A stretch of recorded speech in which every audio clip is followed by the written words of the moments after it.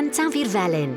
Rydym yn defnyddio system bleidleisio o'r enw Cyntaf i'r Felin I ethol aelodau Senedd y Deyrnas Unedig neu AS yn fyr. Yn y rhan fwyaf o ardaloedd yng Nghymru, rydym hefyd yn defnyddio Cyntaf i'r Felin I ethol chynghorwyr lleol, sy'n gofalu am faterion sy'n benodol i'r dy ardal leol. Pan fydde di'n pleidleisio mewn etholiad sy'n defnyddio Cyntaf i'r Felin, bydde di'n cael un papur pleidleisio. Bydd y cyfarwyddiadau ar y papur pleidleisio yn dweud wrth y ti faint o bobl y cei bleidleisio drostynt. Mewn etholiad cyffredinol ar gyfer Senedd y Deyrnas Unedig, rwyt ti'n cael pleidleisio dros un person. Yn syml, rho farc X yn y blwch wrth ymyl ei henw. Pan fydd y pleidleisiau'n cael eu cyfrif, mae'r ymgeisydd sydd ar nifer fwyaf o bleidleisiau yn cael eu hethol a byddant yn dy gynrychioli di a dy ardal leol.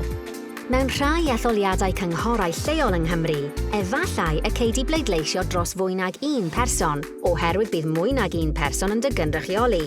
Gwna yn siŵr dy fod yn darllen y cyfarwyddiadau ar dy bapur pleidleisio.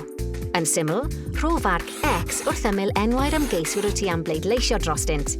Unwaith y bydd y pleidleisiau'n cael eu cyfrif, etholir y 2, 3 neu 4 ymgeisydd sydd ar nifer fwyaf o bleidleisiau.